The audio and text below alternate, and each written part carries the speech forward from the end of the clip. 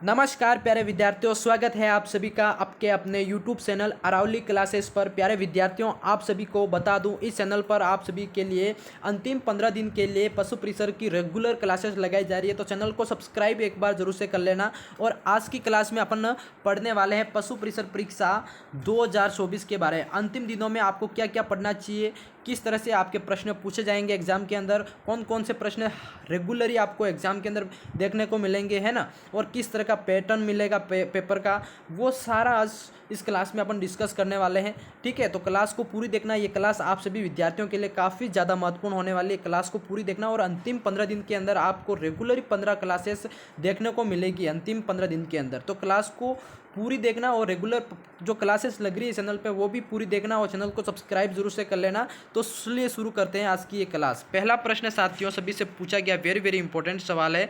देखो प्रश्न आपका, ये आपका राजनीति विज्ञान से पूछा गया साथियों। ध्यान से पढ़ेंगे सारा प्रश्न। पूछा गया सभी से साथियों कि उच्च न्यायालय का मुख्य जो न्यायाधीश होता है अपना त्याग पत्र किसको दे सकता है। वेरी वेरी इंपॉर्टेंट सवाल साथियों।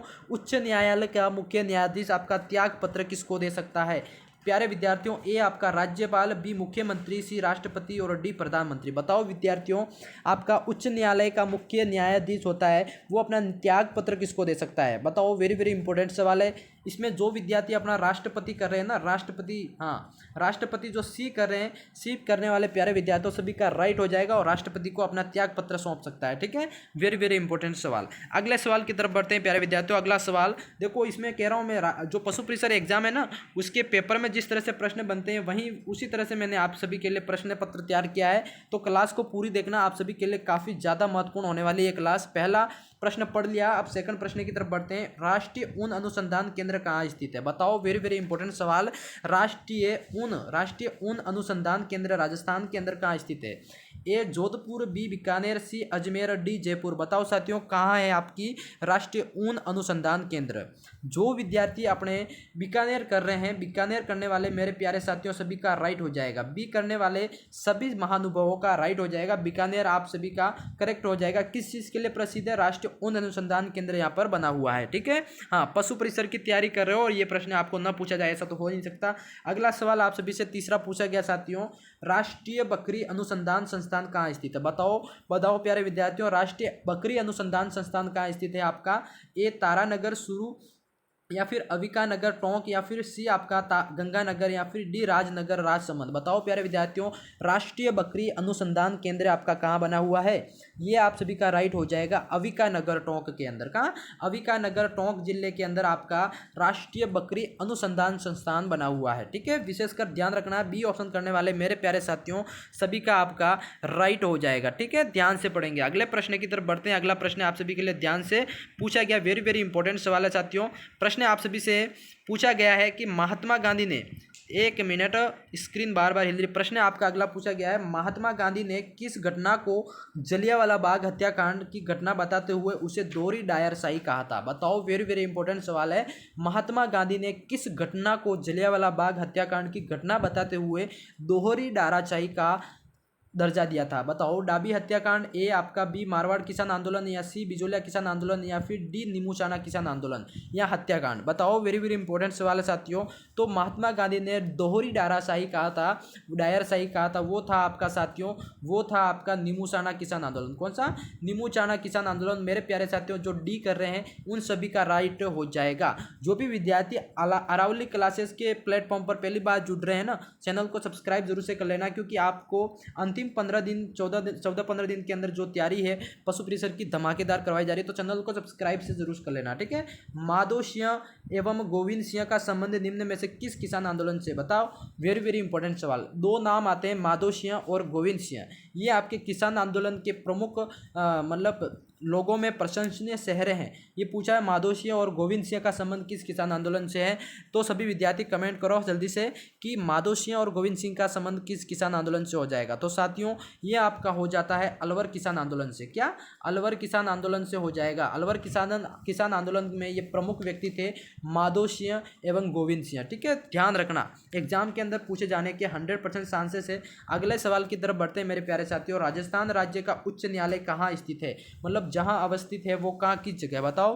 राजस्थान का राज्य का उच्च न्यायालय साथियों ये आपका जोधपुर जिले के अंदर है। कहाँ, जोधपुर के अंदर है। बी ऑप्शन करने वाले मेरे प्यारे साथियों सभी का इसमें करेक्ट हो जाएगा। अगले सवाल की तरफ बढ़ते हैं। अगला सवाल आप सभी से पूछा गया है, प्रश्न है आपका कि संविधान के कौन से अनुच्छेद में अधीनस्थ न्यायालयों से संबंधित बताया गया। बताओ, वेरी वेरी इंपॉर्टेंट सवाल के संविधान का कौन सा अनुच्छेद है जो कि अधीनस्थ न्यायालयों से संबंधित है, वो कौन सा अनुच्छेद है वो बताना है ना। तो इसमें जो प्यारे विद्यार्थी अनुच्छेद 233 से 37 वाला कर रहे हैं ना, सी ऑप्शन करने वाले प्यारे साथियों, अनुच्छेद 233 से 237 का आपका जो अनुच्छेद है जिसके अंदर आपके अधीनस्थ न्यायालयों से संबंधित हो जाएगा। ठीक है, ये ध्यान रखना, अनुच्छेद से संबंधित और आपके राजस्थान पॉलिटिकल से संबंधित 25 प्रश्न आपको पूछे जाएंगे। यानी कि राजस्थान के जो आपका राजस्थान का सिलेबस है उसमें से हर टॉपिक वाइज आपको 25 प्रश्न पशु परिसर एग्जाम के अंदर पूछे जा रहे हैं। तो ये विशेषकर नोट कर लेना, निम्न में से एक असत्य कौन सा है, एक असत्य बताना है इसमें से। हाँ प्यारे विद्यार्थियों जल्दी से कमेंट करो अपना, इसमें से आपका एक असत्य कौन सा है। राजस्थान उच्च न्यायालय की स्थापना 1960 में की गई थी, या फिर ब आपका उच्च न्यायालय का क्षेत्राधिकार जयपुर और जोधपुर है, ये तो सही है ना। उच्च न्यायालय की पीठ जोधपुर में है, ये भी सही है। डी आपका उच्च न्यायालय एक न्यायालय जयपुर में भी है, हाँ ये भी सही है।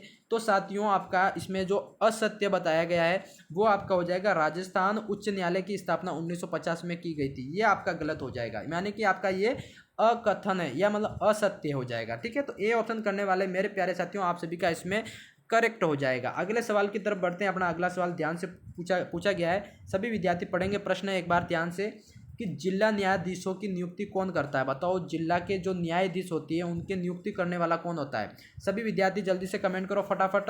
ए आपका उच्च न्यायालय का मुख्य न्यायाधीश होता है वो करता है, बी आपका राज्य लोक सेवा आयोग करता है, या फिर सी राज्य का मुख्यमंत्री, या फिर डी राज्य का राज्यपाल। बताओ प्यारे साथियों, जिला न्यायाधीशों की नियुक्ति कौन करता है, न्यायाधीशों की नियुक्ति कौन करता है वो पूछा आपसे। तो साथियों इनकी नियुक्ति करता है राजस्थान का जो राज्य लोक सेवा आयोग होता है। राजस्थान का राज्य लोक सेवा आयोग जो आपका होता है वो आपके जिला न्यायाधीशों की नियुक्ति करता है। विशेषकर याद रखना, वेरी वेरी इंपॉर्टेंट सवाल है। मैंने बोला है ना, आपके राजस्थान के जो पॉलिटिकल जो साइंस है उसमें से आपको 100% 25 क्वेश्चन पूछे जाएंगे, तो बी वाला आपका इसमें करेक्ट हो जाएगा। अगले सवाल की तरफ बढ़ते हैं मेरे प्यारे साथियों। अगला सवाल आपसे भी से पूछा गया है कि राज्य में प्रथम ग्राम पंचायत यानी ग्राम न्यायालय की स्थापना कहाँ की। बताओ, राज्य के अंदर प्रथम ग्राम न्यायालय की स्थापना कहाँ की गई। तो आपके सोहटन या आसिंद या बच्ची में या निवाई में। बताओ प्यारे साथियों क्या राइट हो रहा है आप सभी का। राज्य में जो प्रथम ग्राम न्यायालय की स्थापना करी गई साथियों वो आपकी हो जाएगी बस्सी जिले के अंदर, बस्सी के अंदर आपकी जो प्रथम ग्राम न्यायालय की स्थापना करी गई थी। जो सी ऑप्शन कर रहे हैं प्यारे साथियों सभी का करेक्ट हो जाएगा। अगले सवाल की तरफ बढ़ते हैं। अगला सवाल आप सभी से पूछा गया है कि जो अधीनस्थ न्यायालय होता है वो किसकी श्रेणी में नहीं आता है। बताओ, किस श्रेणी में नहीं आता है, वो किसकी श्रेणी में नहीं आता वो बताना है साथियों। तो इसमें आपका राजस्व मंडल जो है ना, राजस्व मंडल इसकी श्रेणी में आपका जो अधीनस्थ न्यायालय होता है वो उसकी श्रेणी में नहीं आता है। ठीक है, नोट कर लेना, वेरी वेरी इंपॉर्टेंट सवाल है, एग्जाम के अंदर बनने के लायक है। अगला सवाल आप सभी से पूछा गया साथियों, ध्यान से पढ़ेंगे। राजस्थान की सर्वोच्च न्यायिक संस्था कौन सी है। बताओ, ध्यान से बताओ, ये 2 बार पढ़ा दिया है। राजस्थान की जो सर्वोच्च न्यायिक संस्थान कौन सी है, मतलब न्याय करने वाली संस्थान कौन सी है। ए आपका राज्यपाल, बी राजस्व या उच्च न्यायालय, या फिर उच्चतम न्यायालय। देखो ये बताना पड़ेगा आपको, वेरी वेरी इंपॉर्टेंट सवाल है।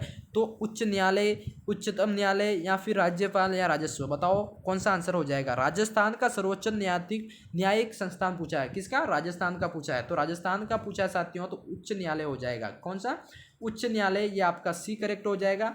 ये आपके जोधपुर के अंदर है, जोधपुर याद रखना। और अगर आपको भारत का पूछा है, भारत का यहाँ पे भारत का सर्वोच्च न्यायिक संस्थान कौन सी है, तो वो आपकी हो जाएगी उच्चतम न्यायालय। कौन सा, उच्चतम न्यायालय, जो कि आपके नई दिल्ली के अंदर है। ठीक है, विशेषकर याद रखना नई दिल्ली के अंदर है। ठीक है, ये आपका विशेषकर ध्यान रखना, एग्जाम के अंदर कंफ्यूजिंग वाले सवाल पूछे जाएंगे। अगले सवाल की तरफ बढ़ते हैं मेरे साथियों। अगला सवाल आप सभी से पूछा गया है। अगला सवाल क्या है, ध्यान से पढ़ेंगे कि ऊपरमाल किसान पंच बोर्ड की स्थापना कब की गई। बताओ, ऊपरमाल जो किसान पंच बोर्ड है इसकी स्थापना कब करी गई मेरे प्यारे साथियों। तो ये आपकी हो जाएगी, ऑप्शन बढ़ो बराबर, 15 के अंदर, या 1916 या 1917-18 के मध्य? बताओ कब की गई थी? हाँ, ऊपरमाल किसान पंच बोर्ड की स्थापना की बात कर सकते हो तो 1917 के अंदर। कब? 1917 आपका करेक्ट हो जाएगा। ठीक है, तो ये आपका सी ऑप्शन जो कर रहे हो मेरे प्यारे साथियों सभी का करेक्ट हो जाएगा। अगले सवाल की तरफ बढ़ते हैं। मज़ा आ रहा है ना क्लास में? सभी एक बार क्लास को शेयर कर दो जल्दी से। हाँ, क्लास शेयर कर दो, एग्ज़ाम काफ़ी नज़दीक है, सभी विद्यार्थियों को बेनिफिट हो सके। क्लास को शेयर करो एक बार, और चैनल को सब्सक्राइब जरूर से कर लेना मेरे प्यारे साथियों। अगला सवाल की तरफ। राजस्थान उच्च न्यायालय के प्रथम मुख्य न्यायाधीश कौन थे? राजस्थान जो उच्च न्यायालय है उसके प्रथम मुख्य न्यायाधीश कौन थे?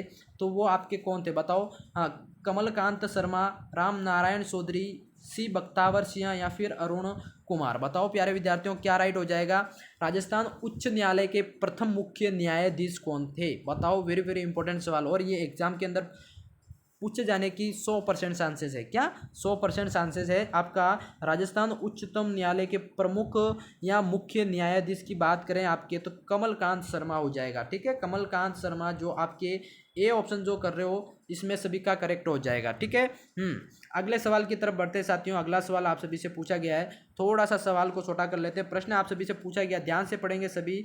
क्लास को पेपर के अंदर क्या करना है, पहले प्रश्नों को ध्यान से पढ़ना है ना। हाँ, प्रश्न पहले ध्यान से पढ़ोगे तभी सही से आंसर कर पाओगे, अन्यथा प्रश्न आपका गलत हो सकता है और सवाल भी गलत हो सकता है। अगला सवाल पढ़ते हैं। अगला सवाल साथियों, उच्च न्यायालय के मुख्य न्यायाधीश पद पर नियुक्त होने वाली प्रथम महिला कौन थी? वेरी वेरी इंपॉर्टेंट सवाल। उच्च न्यायालय के मुख्य न्यायाधीश, देखो उसमें भी 2-3 पद होते हैं उच्च न्यायालय के अंदर, है ना। हाँ, तो मुख्य न्यायाधीश का पद होता है जो सर्वोत्तम होता है ना, जिसके ऊपर आसीन होने वाली या नियुक्त होने वाली प्रथम महिला कौन थी? देखो, प्रथम व्यक्ति, राजस्थान के प्रथम व्यक्ति या प्रथम महिला व्यक्ति, प्रथम महिला है, इससे संबंधित भी आपको 1 या 2 क्वेश्चन 100% देखने को मिलेगा। तो एक सभी विद्यार्थियों को क्या करना है, मैं एक क्लास आप सभी के लिए इस चैनल पे लगा दूंगा, राजस्थान के प्रथम व्यक्ति या राजस्थान के प्रथम शासित शहर है या महिलाएं, है ना, हर क्षेत्र में हर फील्ड में ये क्लास मैं ज़रूर आप सभी के लिए लगाऊंगा। क्लास को वो भी पूरी देख लेना, ताकि उसमें से आपके जो भी प्रश्न पूछा जाता है आप उसमें से एक भी प्रश्न कन्फ्यूज नहीं हो जाओ, है ना, मिस नहीं कर पाओ। तो इसमें मुख्य न्यायाधीश की पद पर नियुक्त होने वाली प्रथम महिला पूछा आप सभी से, तो साथियों इसमें आपका हो जाएगा क्या? आपका हो जाएगा अन्ना चंडी। याद रखना, अन्ना चंडी आपका जो ए ऑप्शन कर रहे हो, ये आपके उच्चतम न्यायालय के पद पर नियुक्त होने वाली प्रथम महिला थी। ए ऑप्शन सभी का मेरे प्यारे साथियों करेक्ट हो जाएगा। नाम याद रखना, अन्ना चंडी। ठीक है। हाँ, अगले सवाल की तरफ बढ़ते हैं। अगला सवाल सभी से पूछा गया साथियों। अगला सवाल आप सभी के लिए है कि राजस्थान के किस जिले में टपुकड़ा, क्या टपुकड़ा औद्योगिक क्षेत्र स्थित है? वेरी वेरी इंपॉर्टेंट सवाल। टपुकड़ा औद्योगिक क्षेत्र ये आपका किस जिले में है? बताओ प्यारे साथियों, ये आपका हो जाएगा अलवर जिले के अंदर। अलवर करने वाले मेरे प्यारे साथियों सभी का धमाकेदार वेरी वेरी इंपॉर्टेंट सवाल हो जाएगा। ठीक है, नोट रखना। अगला सवाल साथियों ध्यान से पूछा गया आप सभी से। प्रश्न है आपका कि बिरला सीमेंट वक्स का अवस्थित है? बताओ, वेरी वेरी इंपॉर्टेंट सवाल। बिरला सीमेंट का कारखाना पूछा गया है, कहाँ स्थित है? चित्तौड़, कोटा, बूंदी, अजमेर? बताओ, वेरी वेरी इंपॉर्टेंट सवाल है। ये आपका बिरला सीमेंट वर्क्स का कारखाना साथियों आपके चित्तौड़ जिले के अंदर है। कहाँ? चित्तौड़ के अंदर। हाँ, ए ऑप्शन करने वाले सभी विद्यार्थियों का करेक्ट हो जाएगा। अगले सवाल की तरफ बढ़ते हैं। अगला सवाल आप सभी से पूछा गया साथियों, सवाल है आपका, ध्यान से पढ़ेंगे। प्रश्न आप सभी से पूछा गया है कि राजस्थान का कौन सा जिला अजरक प्रिंट के नाम से प्रसिद्ध है या अजरक प्रिंट के लिए प्रसिद्ध है? बताओ, ध्यान से पढ़ेंगे प्रश्न को। अजरक प्रिंट पूछा है, ठीक है, ये किस चीज़ के लिए प्रसिद्ध है या कौन सा जिला हो जाएगा? बताओ, वेरी वेरी इंपॉर्टेंट सवाल। अजरक प्रिंट के लिए प्रसिद्ध जिला आपका हो जाएगा बाड़मेर। कहाँ? बाड़मेर वाला जो जिला है आपका डी, ये आपका राइट हो जाएगा, जो कि अजरक प्रिंट के लिए प्रसिद्ध है। ठीक है, अगले सवाल के लिए। अगला सवाल आप सभी से पूछा गया साथियों, उच्च न्यायालयों के न्यायाधीशों की योग्यता का उल्लेख संविधान के किस अनुच्छेद में बताया गया है? उच्च न्यायालयों के जो न्यायाधीश होते हैं उनकी जो योग्यता है, क्या क्या योग्यता होनी चाहिए, उसका उल्लेख कौन से अनुच्छेद, संविधान के अनुच्छेद में किया गया है? वो अनुच्छेद बताना जिसके अंदर उच्चतम न्यायालयों की जो न्यायाधीश होते हैं उनके मतलब योग्यताओं का उल्लेख किया गया है, तो वो आपका हो जाएगा अनुच्छेद 217। अनुच्छेद आपका 217 मतलब अनुच्छेद 217 का दूसरा, है ना। तो जो डी कर रहे हैं मेरे प्यारे साथियों सभी का करेक्ट हो जाएगा। एग्जाम के हिसाब से तो काफ़ी ज़्यादा महत्वपूर्ण प्रश्न सभी के लिए लाया हूँ। क्लास पसंद आ रही तो एक बार क्लास को लाइक कमेंट शेयर कर दो और चैनल को सब्सक्राइब कर लो, है ना। हाँ, संविधान के किस अनुच्छेद के अनुसार प्रत्येक राज्य के लिए एक उच्चतम न्यायालय होगा? वेरी वेरी इंपॉर्टेंट सवाल। राज्य जो संविधान है अपना, संविधान के अनुसार किस प्रत्येक राज्य के अंदर एक एक आपका मतलब अलग से सेपरेट राज्य वाइज आपका एक उच्च न्यायालय होगा, किस अनुच्छेद में बताया गया है ऐसा? हाँ, ये आपका बताया गया है साथियों बी वाले ऑप्शन के अनुच्छेद 214 के अंदर आपका ये उल्लेख मिलता है कि प्रत्येक राज्य, है ना, राज्य भारत के अंदर जितने भी स्टेट है सब स्टेट के अंदर अपना एक सेपरेट उच्च न्यायालय होगा अगर, और पूरे इंडिया का एक उच्चतम न्यायालय होगा। ठीक है, तो ये आपका एक अनुच्छेद 214 के अंदर आपको ऐसा बताया गया है। तो प्रश्न बनता है ये एग्जाम के अंदर, तो आपको ये याद रखना है। अगले सवाल की बात करें मेरे प्यारे साथियों, अगला सवाल है, ध्यान से पढ़ेंगे एक बार। प्रश्न आप सभी से पूछा गया साथियों कि संविधान के कौन से अनुच्छेद में अधीनस्थ न्यायालयों से संबंधित बताओ। वेरी वेरी इंपॉर्टेंट साथियों, देखो संविधान का कौन सा अनुच्छेद जो कि अधीनस्थ न्यायालयों से संबंधित है, न्यायालयों से संबंधित है, बताओ कौन सा आपका हो जाएगा। अधीनस्थ न्यायालयों से संबंधित है साथियों, तो वो आपका सी हो जाएगा 233 से 237 वाला। 237 से 233 से 237 आपका अधीनस्थ न्यायालयों से संबंधित हो जाएगा। ठीक है, हाँ, सी ऑप्शन करने वाले सभी प्यारे विद्यार्थियों का करेक्ट हो जाएगा। अगले सवाल की बात करते हैं साथियों। अगला सवाल आप सभी से ध्यान से पूछा गया है साथियों, राजस्थान राज्य का उच्च न्यायालय जहां अवस्थित है वो कहाँ है? देखो ये 2 बार सवाल आ गया है ना। हाँ, ये 2 बार सवाल आ गया साथियों, तो ये आपका हो जाएगा जोधपुर के अंदर। हाँ, जोधपुर बी ऑप्शन करने वाले सभी साथियों का करेक्ट हो जाएगा, अभी पढ़ाया मैंने। अगले सवाल की तरफ बढ़ते साथियों, डबल प्रश्न आ गया इसके लिए सॉरी। अगला सवाल है आप सभी के लिए, प्रश्न पूछा गया है, प्रश्न आप सभी का पूछा गया साथियों कि उच्चतम न्यायालय, क्या पूछा है? उच्च न्यायालय के निम्नांकित न्यायाधीशों में से कौन से राजस्थान उच्च न्यायालय में न्यायाधीश नहीं रहे? बताओ, जो उच्चतम न्यायालय कहाँ है आपका? नई दिल्ली के अंदर, है ना। तो उसमें से कौन से आपके न्यायाधीश जो कि राजस्थान उच्च न्यायालय में न्यायाधीश नहीं रहे हैं, बाकी कौन कौन से रहे हैं उसका भी पता लग जाएगा। जो नहीं रहे हैं वो आपके कौन से थे? न्यायमूर्ति RC लोहाटी, ये याद रखना, न्यायमूर्ति RC लोहाटी जो कि आपके उच्चतम न्यायालय के अंदर तो न्यायाधीश थे पर आपके राजस्थान उच्च न्यायालय के अंदर न्यायाधीश नहीं रहे। ठीक है, बाकी आपके न्यायमूर्ति N कासीवाल या फिर न्यायमूर्ति BC चौहान, न्यायमूर्ति AK माथुर, ये 3 नाम जो बता रहा हूँ ये आपके दिल्ली के अंदर भी काम कर चुके हैं और राजस्थान उच्च न्यायालय के अंदर भी वर्क कर चुके हैं। ठीक है, उसमें से एक नाम आता है न्यायमूर्ति RC लाहोटी जो कि आपके राजस्थान के अंदर उच्च न्यायालय के अंदर न्यायाधीश नहीं रहे हैं, बल्कि ये उच्चतम न्यायालय के जो न्यायाधीश है उसमें रह चुके हैं। ठीक है, तो ये कंफ्यूजिंग नहीं होना है, ये जो नाम बता रहा हूँ ध्यान से याद रखना, और पशु परिसर एग्जाम के अंदर 100% पूछे जाने के चांसेस है। ठीक है, अगले सवाल की तरफ बढ़ते हैं साथियों। अगला सवाल आप सभी से पूछा गया है, प्रश्न है आप सभी का कि जिला उपभोक्ता न्यायालय कितने रुपए तक राशि के मामले सुन सकता है? जो जिला लेवल पर जो न्यायालय बना होता है साथियों, कोर्ट बोलते हैं उसको, जिला उपभोक्ता न्यायालय के अंदर कितने रुपए राशि तक का जो मामला सुना जा सकता है, तो वो राशि बतानी है आपको। जो आपकी राशि इसमें बता रखा है जो कोर्ट सुनवाई कर सकता है, तो 50 तक की जो राशि होती है 50 लाख रुपए, 50 लाख तक का जो गफला होता है कह सकते हैं, या फिर कोई गड़बड़ होता है, मामला होता है पैसों से लेके या उपभोक्ता और सेठ के बीच में, तो उस चीज़ को लेके न्यायालय जो आपका सुनवाई कर सकता है 50 लाख, अधिकतम मैक्सिमम आपका ये प्राइस है 50 लाख, याद रखना है। ठीक है, यही इतना प्राइस होता है तब तक आपका ये जो जिला न्यायालय वो सुनवाई कर सकता है, बल्कि इससे ज़्यादा रकम का जो केस होता है वो आपके राज्य का उच्च न्यायालय होता है उसमें जाता है। ठीक है, अगले सवाल की तरफ बढ़ते हैं, राजस्थान उच्च न्यायालय की खंडपीठ की स्थापना कब की गई? मेरे प्यारे साथियों सभी को बताना है, राजस्थान जो उच्च न्यायालय की जो खंडपीठ है उसकी स्थापना कब करी गई थी? हाँ, सभी विद्यार्थियों को बताना, और मैं ये यहाँ पे लिख देता हूँ मोस्ट इंपॉर्टेंट सवाल। क्या मोस्ट इंपॉर्टेंट सवाल ये आपके एग्जाम के अंदर बन सकता है कि राजस्थान उच्च न्यायालय की खंडपीठ की स्थापना करी गई। ए आपका हो जाएगा 31 जनवरी 1977 के अंदर। ठीक है, ध्यान रखना 31 जनवरी 1977 के अंदर आपका क्या होता है? राजस्थान उच्चतम न्यायालय की खंडपीठ की स्थापना होती है। ये विशेषकर ध्यान रखना है सभी विद्यार्थियों को, ये आपका सभी का इसमें करेक्ट हो जाएगा, ठीक है। और टिक लगा दो, ये एग्जाम के अंदर बनने के पूरे चांसेस है, क्योंकि इस बार जो पशु परिसर सिलेबस में जो टॉपिक वाइज क्वेश्चन कवर मतलब बांटे गए हैं, आप सभी को पहले बता दें 25-25 क्वेश्चन राजस्थान के जो अलग अलग टॉपिक है, सभी टॉपिक से 25-25 क्वेश्चन पूछे जाने की संभावना है। तो ये तो तय है कि आपके जो राजस्थान जो पॉलिटिकल साइंस है, जिसके अंदर से आपको 25 क्वेश्चन दिखने को मिलेंगे, यानी कि मैक्सिमम 25 क्वेश्चन आपके जो राजस्थान का जो है ना राजनीतिक विज्ञान का जो से पूरा टॉपिक है, उसमें से अगर एक एक टॉपिक में से 2-2 प्रश्न लेना, तो भी आपके इस टॉपिक से आपको 2 से 3 प्रश्न यानी 6 से 7 प्रश्न आपको पूछे जाने की चांसेस है। तो मैं कह रहा हूँ कि जो आपका उच्चतम न्यायालय से संबंधित जो प्रश्न पढ़ा रहा हूँ, वो आपके एग्जाम के अंदर 100% पूछे जाएंगे। 31 जनवरी 1977, ठीक है, राइट हो जाएगा।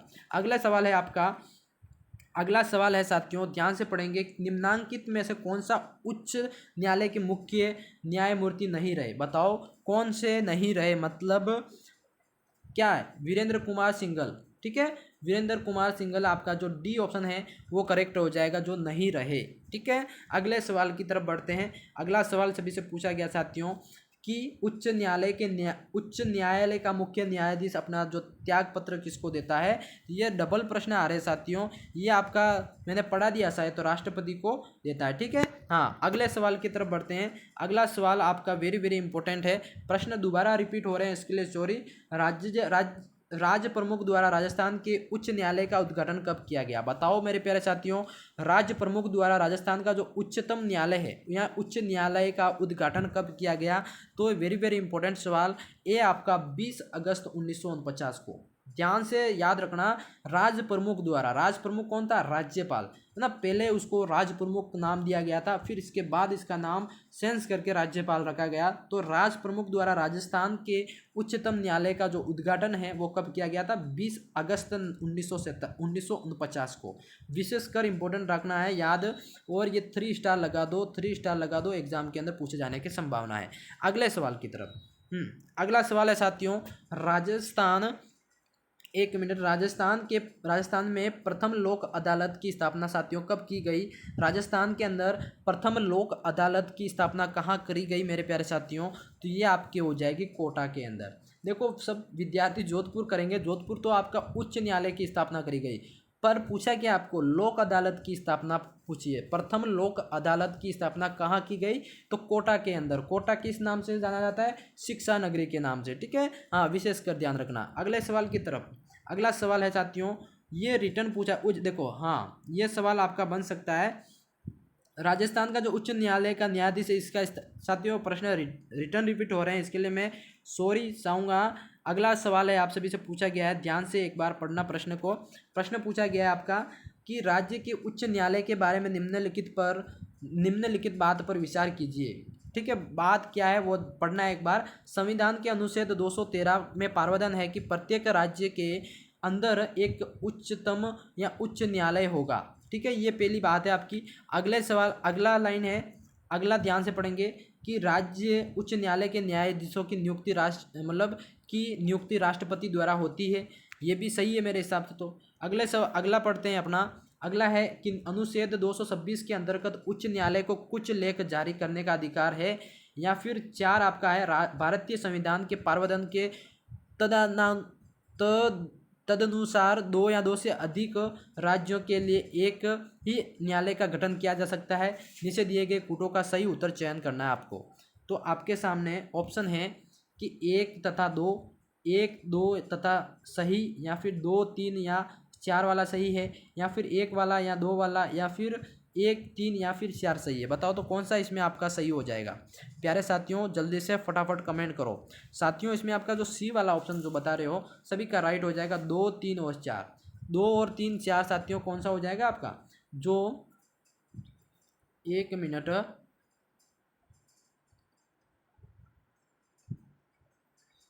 दो आपका हो जाएगा साथियों ये वाला। एक तो ये राज्य उच्च न्यायालय के न्यायाधीशों की नियुक्ति राष्ट्रपति द्वारा की जाती है, ठीक है। और तीसरा आपका हो जाएगा साथियों अनुच्छेद 226 अंतर्गत उच्च न्यायालय के को कुछ लेख जारी करने का अधिकार है। बताओ, उच्च न्यायालय को कुछ लेख जारी करने का अधिकार है। दूसरा आपका 4 वाला हो जाएगा कि भारतीय संविधान के प्रावधान के तदनुसार 2 या 2 से अधिक राज्यों के बीच एक उच्चतम न्यायालय का गठन किया जा सकता है। नीचे दिए गए कूट का उत्तर सही चयन करना। तो ये आपका 2, 3, 4 वाला जो ऑप्शन है, आपका सी ऑप्शन जो बता रहे थे सभी का इसमें करेक्ट हो जाएगा। ठीक है, इस तरह के प्रश्न भी पूछे जाएंगे तो ध्यान रखना है, गड़बड़ नहीं करना है। अगला सवाल अगला सवाल है अपना कि राज्य में एक उच्च न्यायालय के न्यायाधीश की नियुक्ति राष्ट्रपति द्वारा किसके परामर्श से की जाती है। वेरी वेरी इंपॉर्टेंट सवाल। राज्य के अंदर एक उच्च न्यायालय के न्यायाधीश की नियुक्ति राष्ट्रपति द्वारा किसके परामर्श द्वारा की जाती है। तो ये आपकी किसका परामर्श लेना पड़ता है जब एक न्यायाधीश की नियुक्ति राष्ट्रपति द्वारा की जाती है, बताओ। हाँ, ये इसका सवाल का आंसर हो जाएगा सी। भारत के मुख्य न्यायाधीश होते हैं और राज्य के राज्यपाल को के बीच उनकी जो परामर्श होती है, उन दोनों की परामर्श को लेकर फिर आपके मुख्य न्यायाधीश की मतलब नियुक्ति राष्ट्रपति करता है। ठीक है, तो सी ऑप्शन सभी का साथियों इसमें करेक्ट हो जाएगा। अगले सवाल की तरफ बढ़ते हैं। अगला सवाल सभी से पूछा गया साथियों। अगला सवाल, निम्नलिखित में से